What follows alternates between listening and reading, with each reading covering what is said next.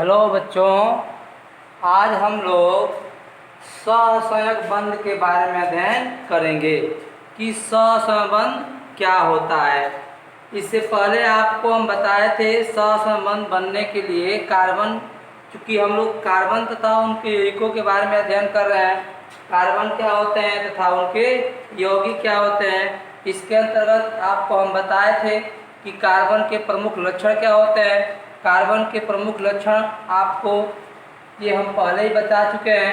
इसके बाद आज हम लोग का अध्ययन का टॉपिक है कार्बन तथा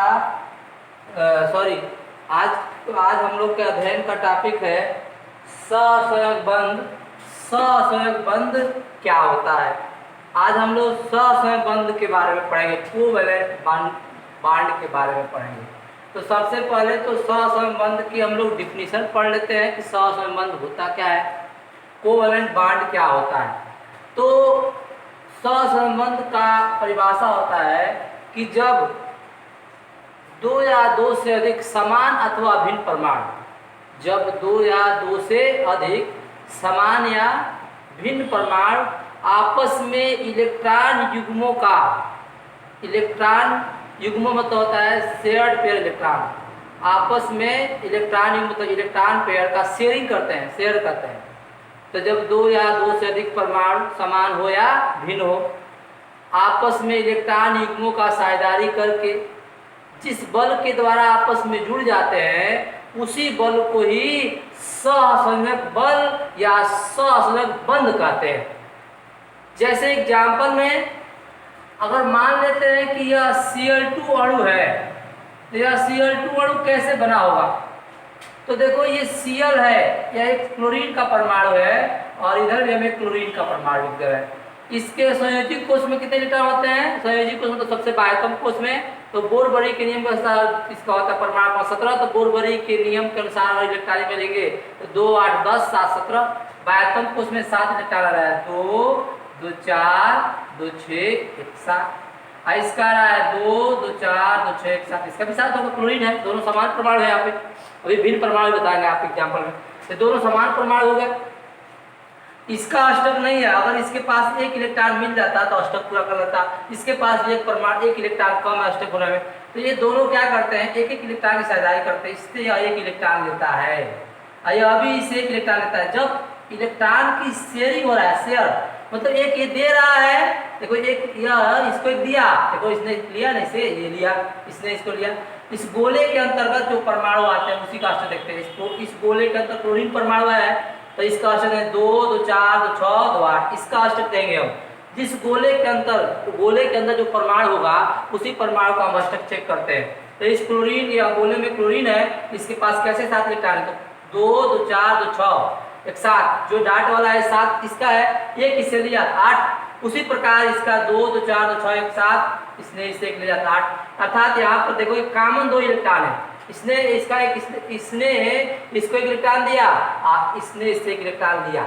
जब दो परमाणु आपस में इलेक्ट्रॉन की साझेदारी करते हैं, चूंकि यहाँ पर एक एक इलेक्ट्रॉन की साझेदारी हो रहा है, अब बन गया जब एक एक इलेक्ट्रॉन की साझेदारी होता है तो यहाँ बनता है single bond Cl, single bond Cl। ये सिंगल बॉन्ड पढ़ते हैं, सिंगल बॉन्ड पढ़ते हैं, एकल बॉन्ड। जब परमाणुओं के मध्य इलेक्ट्रॉनों की साझेदारी होती है, जब एक एक इलेक्ट्रॉन की साझेदारी होती है तो सिंगल बॉन्ड बनेगा।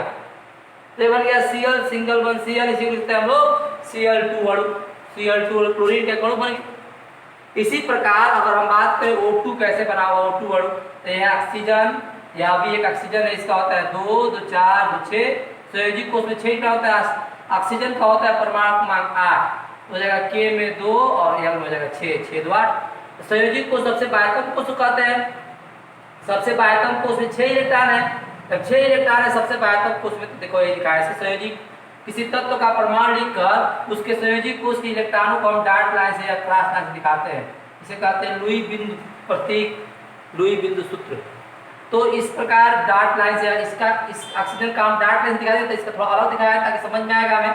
इसका दिखाया क्रॉस लाइन से 2 2 4 2 6, इसका भी 6 होगा।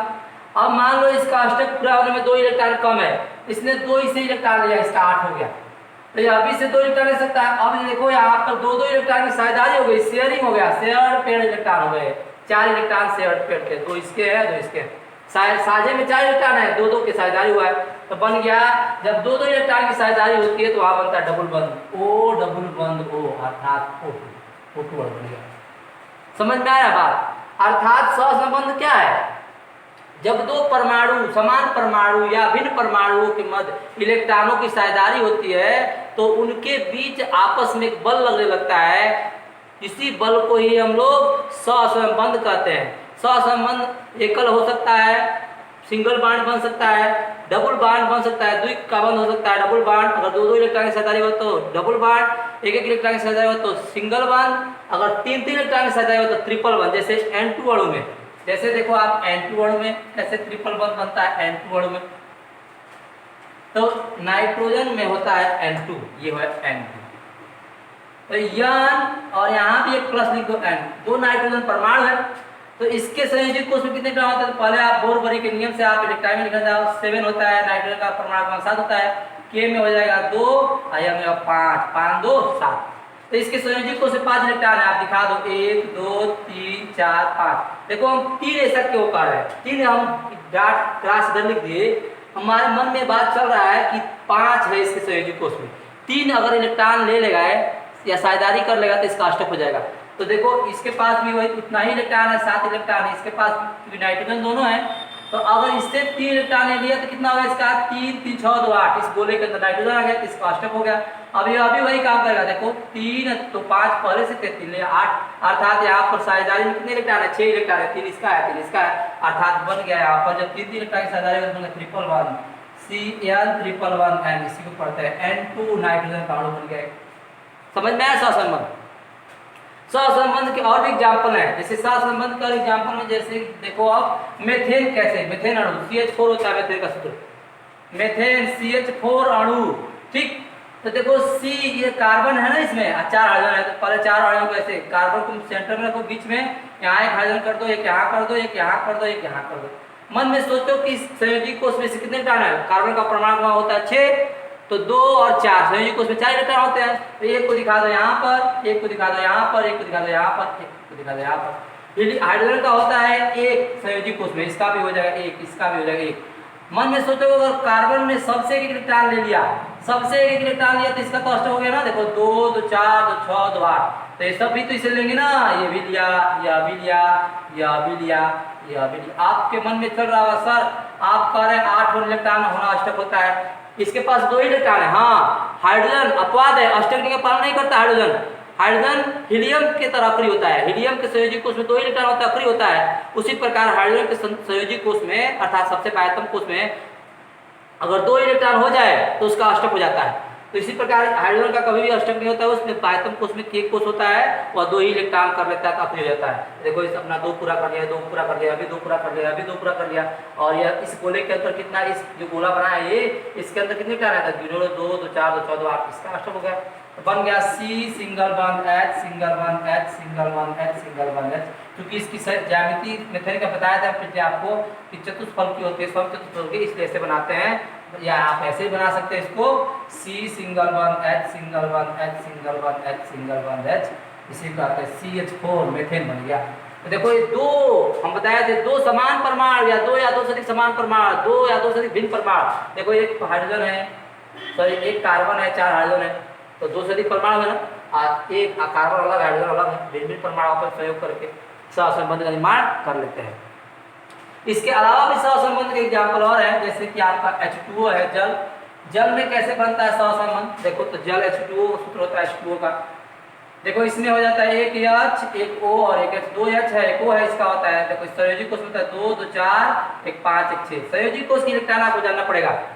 ऑक्सीजन के संयोजी कोष में कैसे 6 इलेक्ट्रॉन है? तो ऑक्सीजन बताओ तो परमाणु में 8 होता है, K कोष में 2, L कोष में 6 6 2 8, इसके संयोजी कोष में 1 होता है, इसके संयोजी इसमें इसके लिए तो बन गया हीलियम 2 पूरा कर लिया, यह भी अपना 2 पूरा कर लिया, और ये दोनों को दिया, दोनों से मिलेगा इलेक्ट्रॉन, तो 2 इसके इस गोले में देखो 2 2 4 2 6 2 8, इसका 2 इसका 2 बन गया आपका H single bond O single bond H। ऐसे तो इसका बेंड संरचना होता है ऐसे, लेकिन अब आप समझेंगे इंटर में, अभी हाई स्कूल में आप है ना आप लोग, तो H सिंगल बॉन्ड H यहाँ पे देखो। अब देखो एक बात यहाँ और समझ लो, ये 2 इलेक्ट्रॉन हम दिखा रहे हैं, बंधन में भाग नहीं ले रहे हैं। देखो यदि किसी, ध्यान देना इस बात पर, यदि किसी यदि किसी परमाणु के संयोजी कोष में इलेक्ट्रॉन हो, देखो जैसे मान लो ये ऑक्सीजन है ना, इस ऑक्सीजन के संयोजी कोष में 6 इलेक्ट्रॉन है, 2 2 4 1 5 1 6, देखो क्रॉस वाले। यदि किसी परमाणु के संयोजी कोष में इलेक्ट्रॉन है लेकिन वो बंध बनाने में भाग नहीं ले रहे हैं, तो वैसे इलेक्ट्रॉनों के जोड़ों को हम कहते हैं लोन पेयर ऑफ इलेक्ट्रॉन, एकाकी इलेक्ट्रॉन युग्म। जैसे इस ऑक्सीजन के पास 2 2 4 1 5 1 6 इलेक्ट्रॉन है, लेकिन बंध बनाने में 2 ही इलेक्ट्रॉन भाग ले रहे हैं और 4 इलेक्ट्रॉन नहीं ले रहे हैं, तो इस जोड़ा को और इस जोड़ा को इसको कहते हैं लोन पेयर। है ये लोन पेयर। एक जो संयोजी कोष में हो, जो सबसे बाह्यतम कोष में हो और लेकिन बंध बनाने में भाग नहीं लिया हो, उसी के नाम होता है लोन पेयर ऑफ इलेक्ट्रॉन। इस प्रकार H2O में ऑक्सीजन के पास कितने लोन पेयर हैं? इसे कहते हैं lone pair of electron. Lone pair of electron कहते हैं एकाकी इलेक्ट्रॉन युग्म। इस प्रकार ये बन गया आपका H2O। तो H2O में 2 लोन पेयर होते हैं। इसी प्रकार आपका अमोनिया होता है NH3। अमोनिया अणु में कैसे होता है, इसको भी देख लो आप। अमोनिया अणु में भी सहसंबंध बनता है। कैसे देखो, अमोनिया का सूत्र होता है NH3 अमोनिया अणु। इसमें होता है एक नाइट्रोजन होता है, यहाँ हाइड्रोजन होता है, एक यहाँ हाइड्रोजन ऊपर भी आप देख सकते हैं। इसका होता है संयोजी कोष में 5 इलेक्ट्रॉन, 1 2 3 4 5। हमारे मन में देखो चल रहा है ये बात, इसलिए हम इसको ऐसे लिख दे रहे हैं, आपको भी ऐसे सोचना पड़ेगा। इसके संयोजी कोष में 5, देखो 1 2 3 4 5 इलेक्ट्रॉन है। अगर इसे लिया तो 6, इसे लिया 7, इसे लिया 8, तो हम एक एक को इसलिए रखे हैं कि इसे एक साथ जारी करा देंगे, इससे भी एक साथ जारी कर देंगे, इससे भी एक साथ जारी करा देंगे। इसलिए हम ऐसा कर रहे हैं कि इसके पास एक ही इलेक्ट्रॉन होता है साथ जारी करने के लिए, तो अलग अलग कर दिए। इसके पास भी एक इलेक्ट्रॉन है, इसके पास भी, तो इसलिए लिया तो हीलियम बन गया, या अभी हीलियम बन गया, या अभी हीलियम बन गया। तो जिसको जिसको नाइट्रोजन दिया उससे उसे एक एक इलेक्ट्रॉन लेगा, तो इसका बनेगा 8। देखो इस पूरे में है नाइट्रोजन, इसका 2 2 4 2 6 2 8, इसका 2, तो बन गया आपका N single bond H, N single bond H, single bond H, single bond H। यहाँ हो गया लोन पेयर ऑफ इलेक्ट्रॉन। इसे कहते हैं लोन पेयर ऑफ इलेक्ट्रॉन, इसे कहते हैं NH3 अमोनिया। ठीक, इतना बात समझ में आया। इसे तो इस प्रकार बंध बनते हैं, सहसंबंध का निर्माण होता है।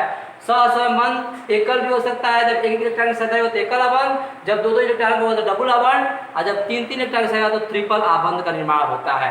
ठीक, तो इस प्रकार आप लोग सहसंबंध पढ़े। सहसंबंध के लक्षण क्या होते हैं और सहसंबंध के यौगिकों के लक्षण विशेषता क्या होती है, इसके बारे में और हम लोग चर्चा करेंगे। देखो सबसे पहले सहसंयोगी यौगिक किसे कहते हैं।